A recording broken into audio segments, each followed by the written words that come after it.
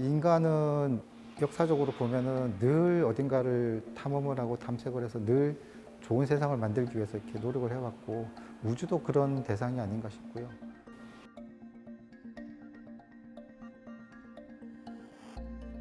우리는 왜 우주로 가야 할까요? 그 답을 듣기 위해 누리호의 아버지를 찾아갔습니다.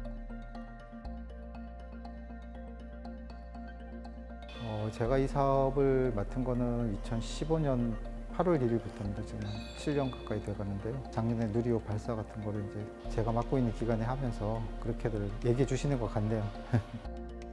지난해 10월 21일 누리호 1호기가 하늘을 향해 올라갔지만 궤도에 닿지는 못했습니다.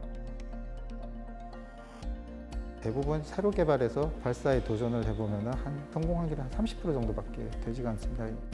미완의 성공이라는 분도 계시고 뭐 절반의 성공이라 말씀 많이 하시지만은 저희가 볼 때는 처음에 기대했던 것 이상으로 1차 발사 성과가 있었다고 생각을 하고요. 뭐 대략적으로 봐도 한 90% 이상의 어떤 하고자 했던 것들을 수행을 할 수 있었다 말씀을 드리겠습니다. 탄화제 탱크에 누설이 있어서 압력이 떨어졌고 엔진이 일찍 꺼지게 됐다. 우리가 목표로 했던 궤도에 들어가려면은 이제 초속 7.5km 정도의 속도까지 도달을 했어야 되는데 일찍 종료하는 바람에 초속 한 6.5km 정도까지밖에 도달을 못했고요. 이제 액체 산소 내에 잠겨 있던 헬륨 탱크를 고정하는 부위에 이제 문제가 있어서 이제 그 부위를 보완을 했고요. 누리호 2호기는 다음 달 중순에 우주로 날아갑니다. 이번엔 성공할 수 있을까요? 이 우주 발사체라는 게 뭐 해외에 보면은 뭐 잘 알 수 있는데요. 똑같은 이제 그 발사체인데 어저께는 이제 성공을 했는데 오늘 뭐 발사해 보면 또 실패하고 이러기도 하거든요. 이제 지난번에 뭐 굉장히 잘 날아갔는데 이제 어떤 문제가 있었고 원인을 저희가 확인했고 보완 조치를 했기 때문에 뭐 지난번보다는 뭐 성공 확률이 높아지지 않았겠나라는. 뭐 1, 2, 3단 전체가 다 조립이 되고 내부에 이제 추력기 연료, 그다음에 단분리에 쓰이는 화약류라든지 그다음에 고체 모터들 뭐 이런 것들을 최종적으로 장착하고 점검하고는 작업들이 진행이 될 예정이고요. 지금부터 하는 작업들은 위험할 수도 있고 까딱 잘못하면 비행 중에 실패가 되면 큰일 날 수가 있는 작업들이기 때문에 천천히 조심스럽게 진행을 하고 있습니다.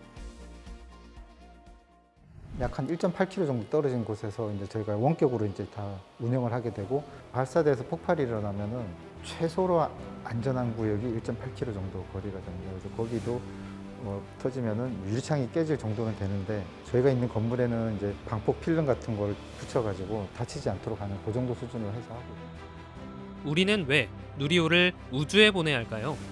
발사체 기술을 갖고 있느냐 없느냐에 따라서 굉장히 큰 차이가 있다고 이제 생각이 됩니다. 발사체가 없으면 위성을 아무리 만들어도 탐사선을 아무리 만들어도 외국에 이제 발사를 의뢰를 해야 되는 상황이 될 수밖에 없는데 우리가 우리 땅에 우리 발사장에서 우리 발사체로 쏘아 올릴 그런 능력을 우리가 갖게 됐다는 것을 의미를 하게 되고 화성 탐사까지는 충분히 가능한 것으로 보고 그다음에 이제 화성과 목성 사이에는 그 소행성도 이제 그 소행성의 위치에 따라서 탐사가 어느 정도 가능한 것으로 보이는데 2단형에서 3단형으로 좀 더 업그레이드를 해가지고는 한다면 좀 목성이라든지 토성이라든지 그런 곳에 있는 곳에도 탐사선을 보낼 수 있을 정도의 어떤 그 베이스는 갖추고 있다. 이 땅에 발붙이고 사는 우리가 왜 하늘을 향해 날아올라야 하는지 묻는 이들도 있습니다. 우주기술 개발에 따라붙는 가장 근본적인 질문, 우리는 왜 우주로 가야 할까요? 우주에는 우리가 모르는 여러 가지 것들이 있고 물론 거기에 있는 것들이 우리한테 우리 삶에 아무 도움이 안 될 수도 있겠습니다만 그건 아직은 모르는 것이고요. 인간은 역사적으로 보면은 늘 어딘가를 탐험을 하고 탐색을 해서 늘 좋은 세상을 만들기 위해서 이렇게 노력을 해왔고 우주도 그런 대상이 아닌가 싶고요. 당장 뭐 내비게이션에 사용하는 GPS라든지 해외의 방송을 볼 수 있는 뭐 위성 관계, 위성 방송, 해외에 있는 지인과 뭐 전화 통화를 할 수 있다든지 하는 부분들이 위성이 없으면 이제 불가능한 것들이었기 때문에 국가 안보를 위해서도 주변 국들의 어떤 동향을 살피기 위해서 정찰 위성들이 감시하고 정보를 제공해주고 있는데 국가적인 이제 그런 큰 프로젝트를 하기 위해서는 우선은 국민들이 지지를 하지 않으면 사실은 어렵습니다. 지금도 국민이 야 이제 우리는 우주에 가는 거 포기하자라고 하면 사실은 할 수가 없어요. 그래서 지금은 뭐 조금 후발주자로 시작을 했지만은 빨리 따라잡아서 다른 나라들과 이제 어깨를 같이 하면서 그들하고 동등하게 대등한 관계로 이렇게 그 대한민국이 이렇게 할 수 있도록 계속해서 국민들께서 좀 관심 갖고 지원해 주셨으면 하는 바람입니다. 많은 돈이 들어가는 이제 우주 개발에 그 사람들 동의하게 만드는 거는 우주를 향한 사람들의 꿈 같은 것이 아닐까라는 생각이 좀 들어요.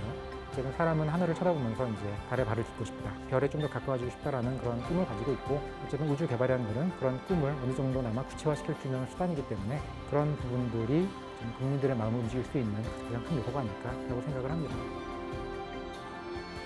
지구는 인류 문명의 요람입니다. 그러나 누구도 요람에서 평생을 살 수는 없습니다. 누리호 2차 발사가 끝난 뒤에는 2027년까지 모두 4기의 누리호가 우주로 향합니다. 도전은 여기에서 끝나지 않습니다. 2031년에는 달 착륙선을 쏘아 올립니다. 그러기 위해 정부는 달과 화성, 태양계를 여행할 수 있는 차세대 발사체를 개발할 계획입니다.